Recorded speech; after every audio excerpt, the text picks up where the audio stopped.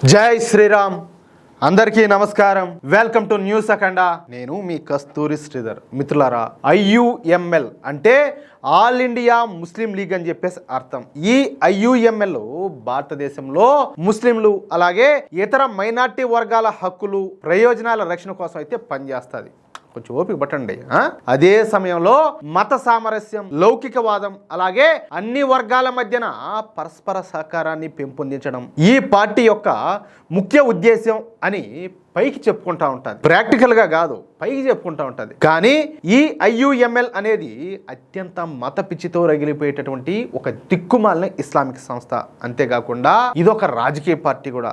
ఈ IUML party తరఫున ఎప్పుడు కూడా ముస్లింలే ఎమ్మెల్యేలు గాను అలాగే ఎంపీలుగా కంటెస్ట్ అయితే చేస్తూ ఉంటారు. అంటే ఇదొక మతతత్వ రాజకీయ పార్టీ అన్నమాట. అర్థమవుతుంది కదా. ఈ ఐయుఎంఎల్ అనేది కేరళ రాష్ట్రంలో బాగా విస్తరించినటువంటి ఒక మత పిచ్చ రాజకీయ పార్టీ. అందుకే ఈ ఐయుఎంఎల్ మద్దతు కోసం ఎప్పుడు కూడా ఈ కమ్యూనిస్టులు అలాగే ఈ కాంగ్రెస్ పార్టీల మధ్యన పోటీ అయితే జరుగుతూ ఉంటది. అంతేందుకు ప్రముఖ నిషేధిత టెర్రరిస్టు ఆర్గనైజేషన్ అయినటువంటి పిఎఫ్ఐ వెనక కూడా ఈ ఐయుఎంఎల్ సంస్థ ఉండదనేది చెప్పాలంటే ఓపెన్ సీక్రెటే. కేరళలో ఎక్కడ ముస్లింలు ఎక్కువగా ఉంటే అక్కడ ఈ ఐయుఎంఎల్ బలంగా ఉంటుంది. అయితే మొన్న జరిగినటువంటి కేరళ అసెంబ్లీ ఎన్నికల్లో ఈ ఐయుఎంఎల్ కూడా పోటీ చేసింది. అంటే ఇండియన్ యూనియన్ ముస్లిం లీగ్ కూడా పోటీ అయితే చేసింది. ఇక ఈ ఇండియన్ యూనియన్ ముస్లిం లీగ్ మతతత్వ పార్టీ తరఫున ఫాతిమా తహ్లియా అనేటటువంటి ఒక ముస్లిం యువతి ఎమ్మెల్యేగా పోటీ చేసి విజయం అయితే సాధించింది. కేరళ అసెంబ్లీ ఎన్నికల్లో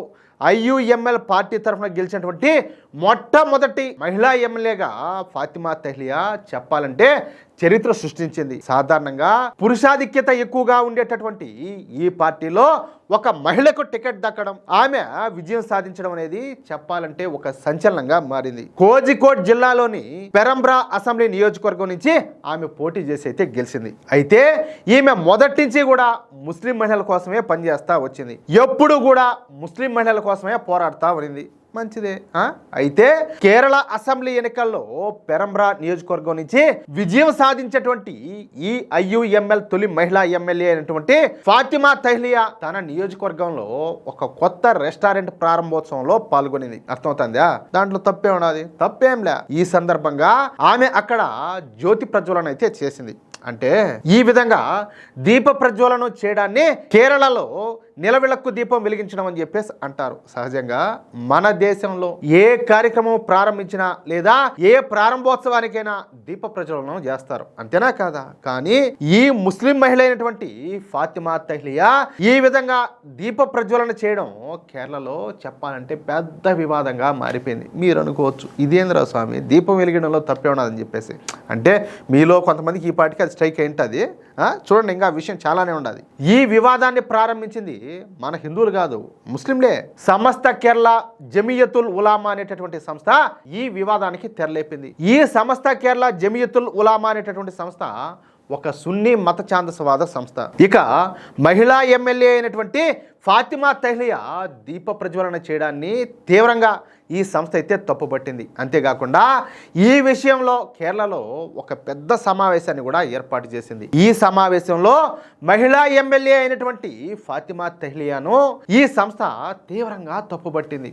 అంతేకాకుండా దీప ప్రజ్వలనం అనేది అనేక సంవత్సరాల నుంచి హిందువులు పాటిస్తున్నటువంటి ఒక మతాచారం అని పేర్కొనింది. చూసినారా? ఇతర మతాలలో దేవుడిగా లేదా పవిత్రంగా భావించేటటువంటి వస్తువులను పూజించడం, వాళ్ళ మతపరమైనటువంటి పండుగలలోను మతపరమైనటువంటి ఉద్దేశంతోనూ పాల్గొనడం పూర్తిగా నిషేధం అని చెప్పేసి ఈ సంస్థ అయితే స్పష్టం చేసింది. మళ్ళీ హిందూ ముస్లిం బాయ్ బాయ్ అని చెప్తూ ఉంటారు. సోదరభావంతో మెలగాలంటారు. మనం ఏదైనా ఒక పోస్ట్ ఏదైనా పెట్టామనుకోండి, వీళ్ళు ఏదైనా తప్పు చేస్తే ఓయమ్మ వీళ్ళకి ఎక్కడ లేని సెక్యులరిజం అంతా కూడా గుర్తొస్తుంది, ఎక్కడ లేని సోదరభావం అంతా కూడా గుర్తొచ్చేస్తుంది. మనం ఇండియన్స్ అని చెప్పేసి మాట్లాడతారు. అప్పటికి వీళ్ళకు ఆ భారతీయత అనేది వీళ్ళకి గుర్తొస్తుంది. అప్పుడు దాకా గుర్తురాదు. చూసారా వీళ్ళ రియాలిటీ ఎట్లుందా? నేను నిన్న కాన్సర్ గురించి ఒక వీడియో పోస్ట్ చేస్తే, కాన్సర్ అంటే ఆయనకి ఏదో గౌరవించి నేను మాట అనట్లా, ఆయన మాలో కాన్సర్ అని చెప్పి పిలుస్తూ ఉంటారు.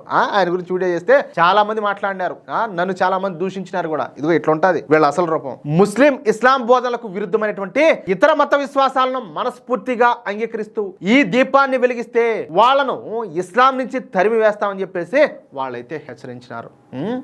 ఇదే సెక్యులరిజం అంటే. ఇకపోతే ఒక ముస్లిం వ్యక్తి వేరే మత విశ్వాసాలను, అంటే ఉదాహరణకు వేరే దేవతలను పూజించడం లేదా ఇతర మతాల సృష్టి నమ్మకాలను సత్యమని నమ్ముతూ దానికి చిహ్నమైనటువంటి ఆచారాలను గనక ఆచరిస్తే అది ఇస్లాం యొక్క నియమాలను అతిక్రమించినట్టే అవుతుందని చెప్పేసి ఈ సంస్థ కేరళ జమియతుల్ ఉలామా సంస్థ అయితే పేర్కొనింది. దీప ప్రజ్వలన వెనుక ఉన్నటువంటి ముస్లిమేతర మతపరమైనటువంటి నమ్మకాలను అలాగే ఇస్లాం వ్యతిరేక సూత్రాలను మనస్ఫూర్తిగా అంగీకరిస్తూ ఆ భావనతో ఎవరైనా సరే ముస్లిం గనక ఆ దీపాన్ని వెలిగిస్తే వాళ్ళు ఇస్లాం మతాన్ని వదిలిపెట్టినట్లేనని చెప్పేసి ప్రకటించింది. ఎంత దారుణంయా.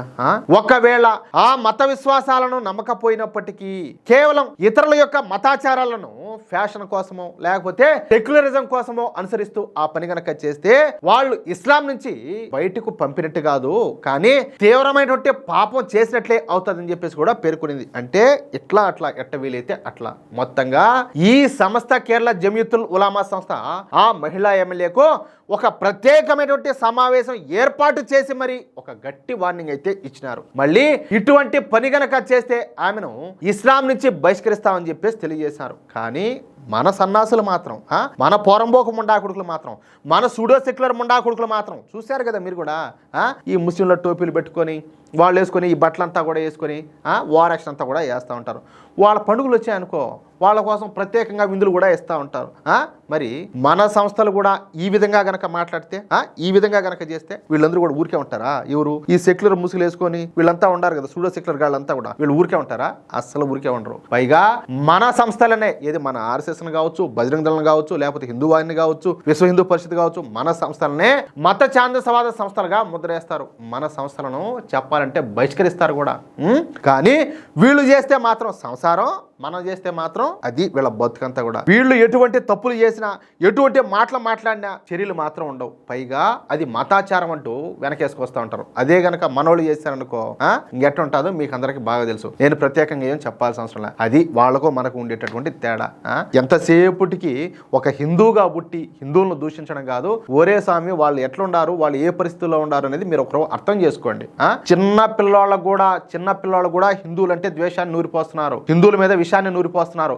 హిందువులంటే కాఫీర్లు, వాళ్ళని ఎట్టి పరిస్థితుల్లో వాళ్ళ మీద దాడి చేయాలా, వాళ్ళని చంపాలా, వాళ్ళని ఏదో ఒకటి చేయాలా, వాళ్ళని ఈ దేశం నుంచి లేకుండా చేయాలా, వాళ్ళ మతం మార్చాలా, వాళ్ళ ఆస్తులను దోచుకోవాలా, ఈ విధంగా వాళ్ళకంతా కూడా నూరిపోస్తున్నారు చిన్నతనం నుంచే. మీరు నమ్మినా నమ్మకపోయినా అంతే. ఇది మాత్రం వాస్తవం. ఎవడు ఒప్పుకున్నా ఎవడు ఒప్పుకోకపోయినా కూడా ఇది 100% నిజం. ఎవరైతే అర్థం చేసుకుంటారో నేను చెప్పే మాటలు వాళ్ళకే అర్థం అవుతాయి. ఏమంటారా మిత్రులారా? ఈ వీడియో కనుక మీకు నచ్చినట్లయితే ఖచ్చితంగా ఈ వీడియోను లైక్ చేసి మీ మిత్రులకు అలాగే మీరు ఉన్నటువంటి వాట్సాప్ గ్రూపుల్లో తప్పనిసరిగా షేర్ చేయండి. అలాగే ఈ వీడియో పైన మీ యొక్క అమూల్యమైనటువంటి అభిప్రాయాలను ఖచ్చితంగా కామెంట్ రూపంలో తెలియజేయండి. ఇంకో విషయం ఏంటంటే ఇంతవరకు మీరు గనక మన ఛానల్ను సబ్స్క్రైబ్ చేసుకున్నట్లయితే ప్రతి ఒక్కరూ కూడా మన ఛానల్ను సబ్స్క్రైబ్ చేసుకోండి, సపోర్ట్ చేయండి ప్లీజ్. జై శ్రీరామ్, జై హింద్, భారత్ మాతాకి జై.